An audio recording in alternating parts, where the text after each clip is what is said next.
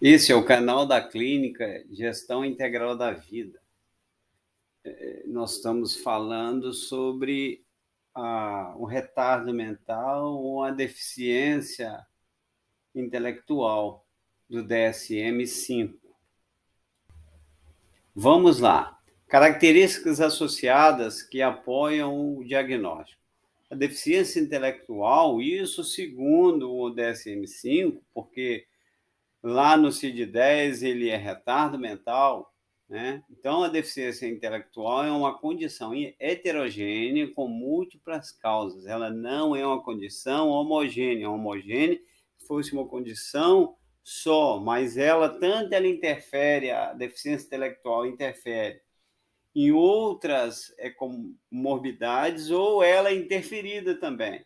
Pode haver dificuldades associadas ao juízo social, à avaliação de riscos, ao autocontrole do comportamento, emoções ou relações interpessoais, ou a motivação na escola ou nos ambientes de trabalho. Então, você imagina, na vida social, né, na avaliação de risco, às vezes a pessoa vai fazer uma determinada coisa, ela não avalia ou a avaliação dela não é tão específica, né? O autocontrole do comportamento, às vezes a pessoa não tem, na maioria das vezes não tem, as emoções ou as relações interpessoais dela às vezes são explosivas, né? E a motivação da escola pode ter tanta motivação para fazer determinada coisa, como pode ficar ali amuada no canto, ou nos ambientes de trabalho também da mesma forma. Falta de habilidades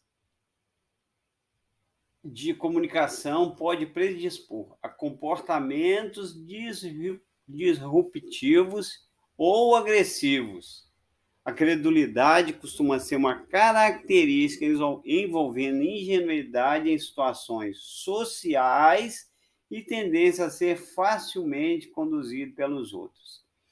Vamos trocar esse miúdos. A falta de habilidade de comunicação pode predispor a comportamentos agressivos ou disruptivos, porque, mesmo em pessoas consideradas normais, entre aspas, a falta de comunicação, né, ela pressupõe esse tipo de comportamentos que são agressivos. Por quê? Porque geralmente a pessoa, quando ela ou, ou ela fala demais, ou ela fica muito no canto dela, vai aparecer alguém ou alguma pessoa que vai querer um comportamento dela diferente. E aquela pessoa que já tem esse comportamento, ela acaba ficando agressiva, né? A credulidade costuma ser uma característica envolvendo ingenuidade em situações sociais e tendência a ser facilmente conduzido. A pessoa com a deficiência intelectual, ela tem uma credulidade muito grande. Para ela, ela aceita muito fácil, né, o que o outro diz como verdade. Ela tem lateralidade. O que é lateralidade? Ela simplesmente achar que tudo que o outro está dizendo é verdade. Então, essa forma aí, às vezes, a pessoa ela vai fazer alguma coisa ilegal. Por quê? Porque ela imagina que o que aquele condutor dela ali, condutor, é assim, a pessoa que está com ela está dizendo, é verdade, ela pode fazer aquilo. Ó, ele está mandando como ele, a pessoa com mais credibilidade, então e ela vai e faz determinada coisa que ela não poderia fazer, né? Isso aí é uma tendência.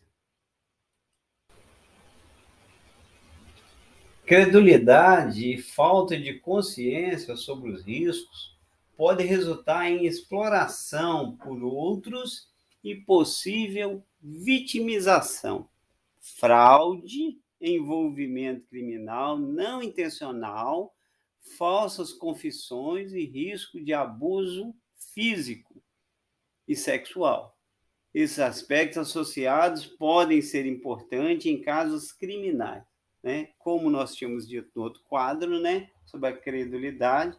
Então, a pessoa ali com a deficiência intelectual, ela fica muito exposta ao outro, né? Então, o outro leva daqui para lá, de lá para cá. Então, ela pode sofrer essa exploração aí pelos outros, né? E ela pode, o outro lá, o mais esperto, vamos colocar assim, aquele que tem a consciência plena, ou pelo menos a gente imagina que ele tem a consciência plena, muitas vezes ele quer fazer uma fraude, mas o que ele faz? Ele coloca o que tem a deficiência intelectual ali na frente, o retardo. Por quê? Porque é como as pessoas hoje, os maiores fazem com os menores, né? O menor ele tem menos possibilidade de sofrer tanto, né, na base da lei.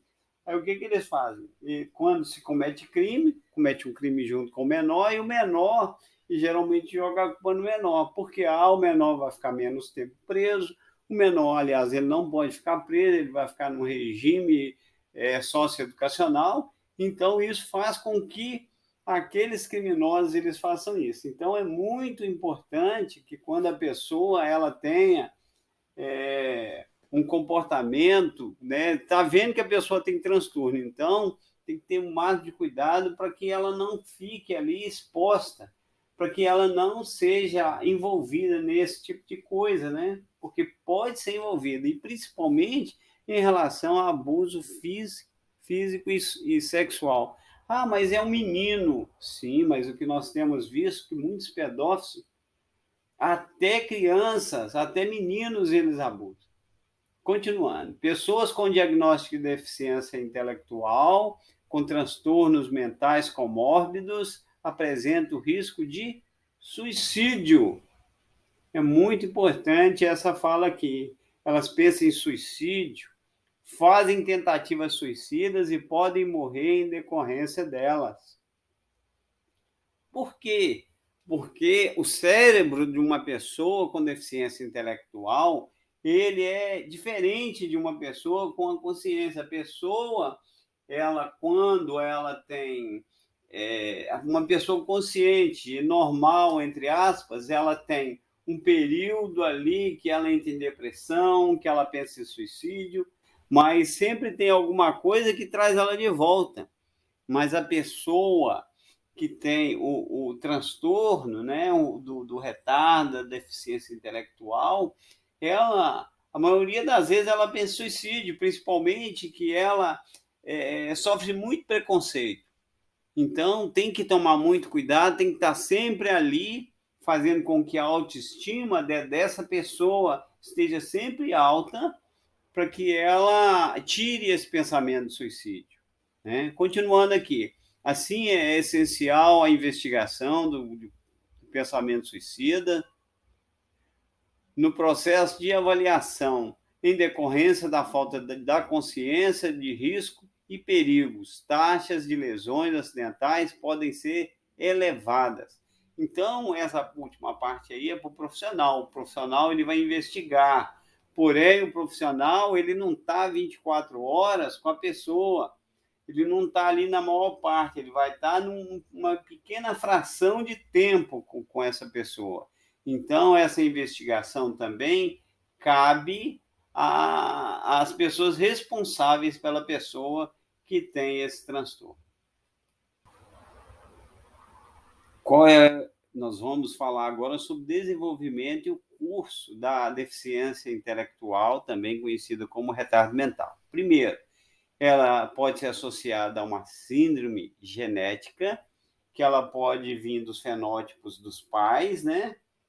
E às vezes, poxa, mas meu pai e os meus parentes não têm. Por que que o fulano tem? Nós temos que estudar a genética para ver o que aconteceu. Não apenas falar, mas a pessoa pode estar predisposta, pode não estar. Existe uma série de associações que podem causar isso aí. Segundo, aparência física. Aparência física. Essa aparência física aí Muito fácil. Um exemplo ali é a síndrome de Down. Todo mundo conhece pessoas com síndrome de Down e sabe que esse tipo de pessoas, né, essas pessoas, elas têm aquela deficiência intelectual. Ah, mas elas têm que ser tratadas de forma diferente? Sim, mas não de forma diferente para causar que a autoestima dela fique baixa. Ao contrário, as pessoas elas têm que ser levadas a ter autoestima alta para que elas possam ser reintegradas à sociedade. Elas são diferentes, porém elas são pessoas e elas têm que ser reintegradas à sociedade. 3. Fenótipo comportamental. Esse tem a síndrome de Lesch-Nyhan. Esse Lesch-Nyhan eu não vou falar agora, nós temos um vídeo, nós vamos colocar esse vídeo lá, explicando o que é essa síndrome. 4. Formas adquiridas e aparecimento. O aparecimento pode ser abrupto, após doença como meningite ou encefalite ou traumatismo encefálico durante o período do desenvolvimento. Quando a deficiência intelectual decorre de perda de habilidades cognitivas previamente adquiridas, como lesões cerebrais traumáticas, pode ser atribuído tanto a diagnósticos de deficiência intelectual quanto ao de um transtorno cognitivo. Bom, doença consideradas, né, essas formas adquiridas aí, que está ali, o aparecimento pode ser abrupto. Por que abrupto? A pessoa tem aquele momento ali, ele teve uma vida considerada normal. A partir de então, às vezes a pessoa ela pode pegar uma meningite, que pode mas a pessoa não vai pegar, ninguém sabe. Ou uma encefalite, né? Ou pode acontecer um traumatismo encefálico, né? Durante o período do desenvolvimento. Qual é o período do desenvolvimento? O período do desenvolvimento, ele começa lá desde que a pessoa nasce, né? Aliás, desde que ela é concebida lá na barriga da mãe dela, já começa o período do desenvolvimento. Então, a partir do momento que a criança sai, que ela nasce, ela não tem ainda o cérebro todo pronto ali, né? E à medida que ela vai crescendo, o cérebro vai se formando de acordo com o que precisa ser maturado, e ele, quando ele chega numa determinada idade, que às vezes com mais de 20 anos, é aí sim que ele vai estar um cérebro maduro, né? Quando essas crianças nascem, inclusive, às vezes as mães falam assim, tem que tomar cuidado com a muleira. Por que a muleira? O que a chama de muleira é porque a, a caixa, né, a caixa encefálica, que são os ossos dali, eles ainda estão em desenvolvimento, então eles vão crescendo junto e o cérebro ele vai crescendo. Então, quando você tem uma criança, a criança às vezes ela tem todo um período de desenvolvimento intelectual que ela tem que ser levada, né, aquilo ali, porque senão, se ela tiver um desenvolvimento intelectual ruim, né, ruim porque, de acordo com a cultura, de acordo com o contexto, tem uma série de fatores que podem levar a pessoa a ter uma deficiência intelectual,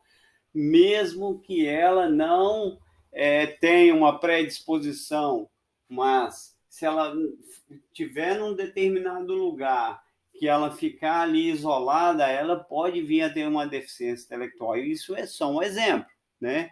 Uma outra coisa também é quando a pessoa ela tem um traumatismo. Esse traumatismo vai causar também perda. E essa perda causa a deficiência intelectual. Pode causar deficiência intelectual e pode podem ser causadas outros tipos de deficiências lá também, ok? Quando a deficiência intelectual decorre de perda de habilidades cognitivas, né?